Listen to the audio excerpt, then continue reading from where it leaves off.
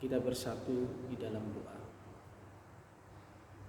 Damai sejahtera dari Allah Bapa, itulah yang memelihara hati dan pikiran saudara di dalam nama Tuhan Yesus Kristus, Juru Selamat kita yang hidup. Amin. Shalom.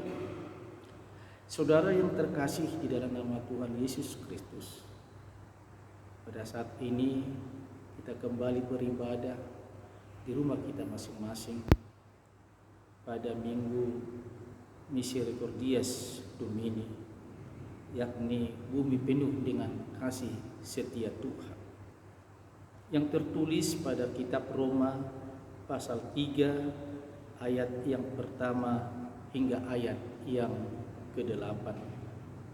Marilah kita dengarkan firman Tuhan yang saya bacakan bagi kita semua. Demikianlah bunyi firman Tuhan yang tertulis pada Alkitab ini. Jika demikian, apakah kelebihan orang Yahudi dan apakah gunanya sunat?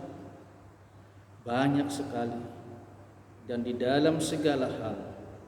Pertama-tama, sebab kepada merekalah dipercayakan firman Allah. Jadi bagaimana jika di antara mereka ada yang tidak setia? Dapatkah ketidaksetiaan itu membatalkan kesetiaan Allah? Sekali-kali tidak.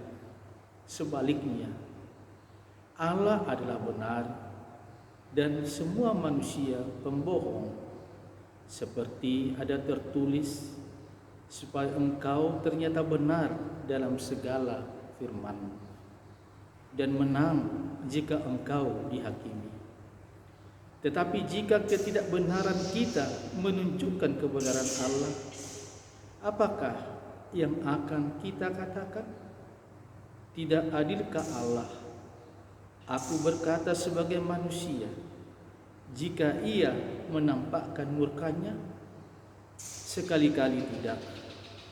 Andaikan demikian, bagaimanakah Allah dapat menghakimi dunia? Tetapi jika kebenaran Allah oleh dustaku semakin melimpah bagi kemuliaannya, mengapa aku masih dihakimi lagi sebagai orang berdosa? Bukankah tidak benar fitnahan orang yang mengatakan bahwa kita berkata, marilah kita berbuat yang jahat supaya yang baik timbul daripadanya? Orang semacam itu sudah selayaknya mendapat hukuman. Demikianlah firman Tuhan. Saudara-saudaraku yang dikasihi Tuhan Yesus Kristus, dimanapun berada, kita saat ini masih terus melaksanakan ibadah di rumah kita masing-masing. Pada firman ini, seorang anak sekolah dasar atau masih sekolah di SD dengan sengaja tidak mengerjakan tugas yang diberikan oleh bapak guru kepada murid-muridnya. Dia hanya bisa tersenyum-senyum melihat teman-temannya yang sedang bekerja keras untuk mengerjakan tugas itu. Ia merasa yakin bahwa sang guru tidak akan pernah memarahinya. Dia yakin sang guru tidak akan menghukumnya. Dia yakin sang guru tidak akan memarahinya. Saudara yang terkasih, ternyata bapak guru tersebut adalah si ayah daripada anak ini. Dan perkiraannya meleset. Sang guru menghukum anak itu. Perkiraannya meleset. Sang guru akhirnya menghukum anak itu, meskipun dia anaknya sendiri. Dan guru itu orang tuanya sendiri. Saudara-saudara yang dikasihi Tuhan Yesus Kristus, ternyata kita pun sebagai anak-anak Tuhan, warga jemaat sering melakukan hal seperti itu. Bukankah demikian saudara? Hal ini jugalah yang dialami oleh orang-orang Yahudi. Karena demikian pemikiran mereka sama seperti cerita si anak di atas. Karena itu saudaraku yang terkasih, ada 3 hal yang perlu kita perhatikan dan menjadi renungan bagi kita. Yang pertama, kelebihan menjadi orang Yahudi. Hasurungan songon halak Yahudi. Ada ungkapan orang Batak yang mengatakan si bora guk licung sautik, mamora hita lukut sumurung au sautik. Artinya secara alamiah manusia juga punya sifat untuk diperlakukan istimewa. Saya yakin siapapun di antara kita ingin diperlakukan istimewa. Seorang istri ingin diperlakukan istimewa oleh suaminya. Suami ingin diperlakukan istimewa oleh istrinya. Dan anak ingin diperlakukan istimewa oleh orang tuanya. Karyawan ingin diperhatikan istimewa oleh pimpinannya. Siapapun secara manusiawi kita ingin diperhatikan secara istimewa. Apapun dasarnya, sebabnya. Saudara yang terkasih, karena memiliki kelebihan merhasurungan dari yang lain, baik itu disebabkan status sosial yang dia sedang sandang, status sosial oleh karena jabatan, status sosial oleh karena ketokohan, harta kekayaan yang dimiliki, dan lain sebagainya yang membuat kita diistimewakan dari yang lain. Saudara yang terkasih di dalam nama Tuhan Yesus Kristus, dalam nats ini juga orang-orang Yahudi menganggap dirinya merhasurungan, mana berkelebihan dari orang lain. Di mana Allah memilih nenek moyang mereka sendiri menjadi umat kesayangan Allah. Nenek moyang mereka Abraham, nenek moyang mereka Musa, yang menjadi pemimpin besar, tokoh karismatik sepanjang sejarah Israel, yang menerima hukum Taurat dari Allah. Sedangkan di luar, Yahudi dianggap kafir dan tidak mendapat bagian dalam kerajaan Allah. Saudaraku, walaupun mereka sendiri tidak melakukan apa yang diperintahkan oleh Allah, mereka menganggap milik Allah, umat Allah, tetapi mereka tidak melakukan apa yang diperintahkan oleh Allah. Oleh sebab itu Paulus menekankan pentingnya sikap dan perilaku dalam keseharian sebagai ciri sejati keyahudian dan bukan pada tanda lahiriah sebagai orang Yahudi. Yang menjadi pertanyaan bagi kita, saudaraku yang terkasih, apa kelebihan saudara? Apa kelebihan saya sebagai orang Kristen? Cukupkah tanda lahiriah? Seperti saya sudah dibaptis, seperti saya sudah menerima CD, seperti kita menjadi anggota terdaftar di gereja? Tentu bukan, saudara. Terkhusus pada masa pandemi COVID-19 ini, apa yang menjadi kelebihan, apa yang menjadi keunggulan dan keistimewaan saudara dan saya dan kita semua? Pada masa ini ada orang yang kelebihannya menyatakan kesalahan orang lain dengan begitu cepat. Ada kelebihannya menyerang pribadi orang lain dengan begitu cepat tanpa bukti dan fakta. Kelebihannya hanya menfitnah. Kelebihannya hanya menjadi provokator. Saudaraku, Paulus menekankan pentingnya sikap dan perilaku dalam keseharian. Apa itu? Mari kita mendoakan. Mendoakan saudara-saudara kita yang terkena virus COVID-19 ini, supaya mereka dikuatkan, dimampukan oleh Tuhan. Mari kita mendoakan pemimpin-pemimpin bangsa ini, supaya mereka dikuatkan dan dimampukan untuk terus mencari solusi pemutusan virus COVID-19 ini. Kita mendoakan orang-orang yang terus berupaya, berusaha menangani, terkhusus para medis, dokter, perawat, siapapun mereka yang memberikan perhatian, pemikiran, baik dana. Mari kita doakan. Mendoakan saudara-saudara kita dimanapun mereka berada yang terkena dampak COVID-19 ini.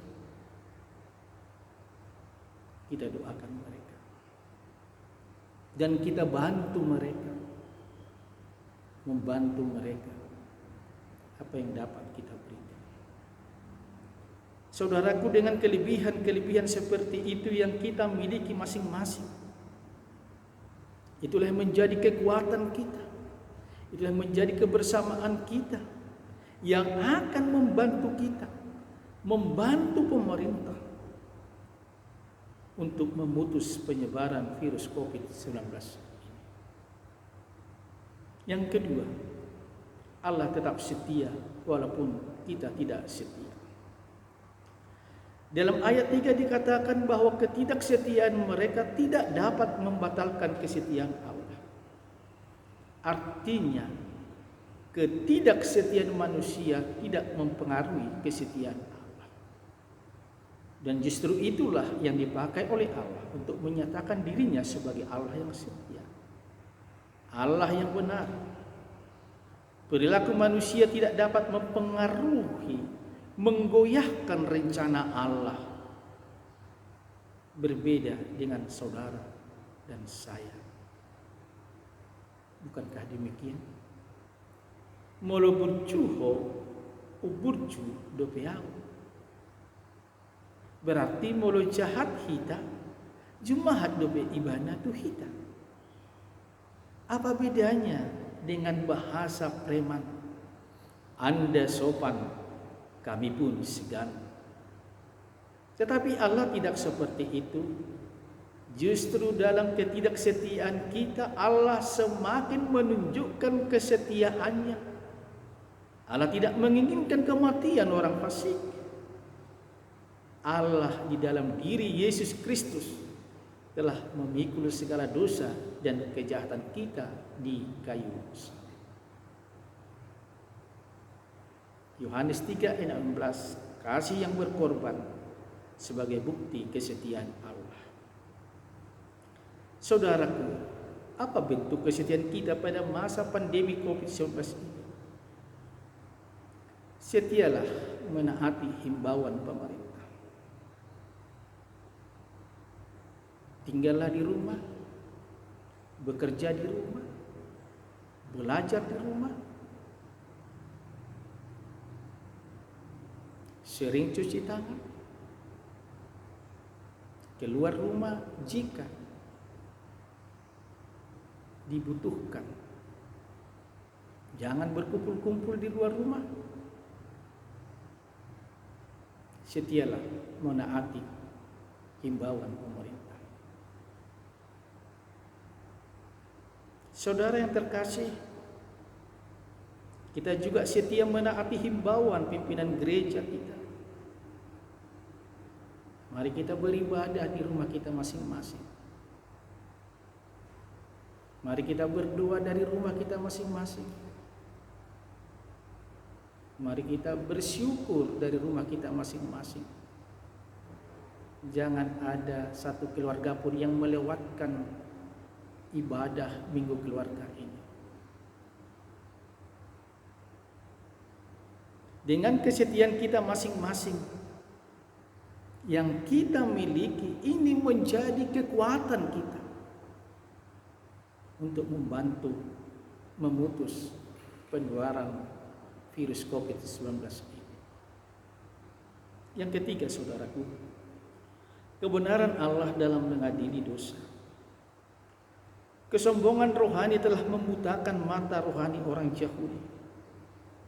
Mereka selalu membanggakan status keyahudian dan sudah cukup aman untuk berbuat dosa dan hidup sesukanya. Mereka menganggap remeh panggilan dan anugerah Allah atas hidup mereka sebagai umat Tuhan. Justru kesombongan inilah menjadi cara Allah membuka keselamatan bagi suku bangsa lain. Padahal tujuan pemanggilan Allah terhadap mereka adalah agar mereka menjadi kudus, berbeda dengan bangsa-bangsa lain. Tetapi kesombongan dan kekerasan hati mereka menjadi hukuman Allah dengan terbukanya keselamatan bagi saudara dan saya menjadi umat pilihan Allah. Sebagaimana yang tertulis dalam 1 Petrus 2 ayat 9 sampai 10. Kita menjadi bangsa yang terpilih, imamat yang rajanya, umat kepunyaan Allah sendiri, dengan tujuan supaya kita memberitakan perbuatan-perbuatan besar dari Dia yang telah memanggil kita dari kegelapan kepada terang. Kita yang dahulu bukan umat Allah, tetapi sekarang kita yang dahulu tidak dikasihani, tetapi sekarang telah beroleh belas kasihan. Saudaraku, pada masa pandemi COVID-19 ini, kita terpanggil untuk memberitakan perbuatan-perbuatan besar dari Allah sendiri, bukan memberitakan perbuatan-perbuatan besar diri kita sendiri. Saudara yang telah menolong, membantu, memberikan perhatian, bukan itu menjadi kesombongan, tetapi itu adalah untuk memberitakan perbuatan-perbuatan besar Allah. Saudara yang membantu, yang menolong, yang memberikan, saudara bukan memberitakan perbuatan-perbuatan besar saudara, karena itu akan menjadi kesombongan, tetapi memberitakan perbuatan-perbuatan besar dari Allah itu sendiri. Karena itu saudaraku yang terkasih, pada masa pandemi COVID-19 ini kita terpanggil memberitakan perbuatan-perbuatan besar Allah, bukan memberitakan perbuatan-perbuatan besar kita. Karena dengan demikian saudaraku, kasih Allah, keselamatan Allah, karunia Allah, kesetiaan Allah terus menyertai kita. Amin. Kita berdoa. Tuhan Yesus Kristus,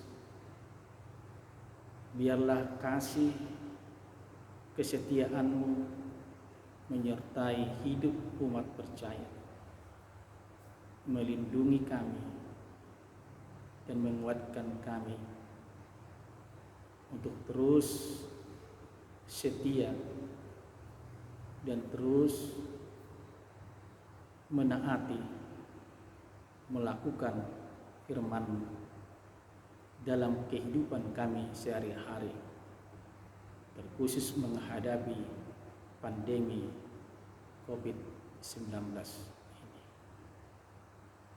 kasih karunia dari Allah Bapa, dan penyertaan dari Yesus Kristus, dan penyertaan dari Roh Kudus kiranya menyertai saudara sekalian. Amin.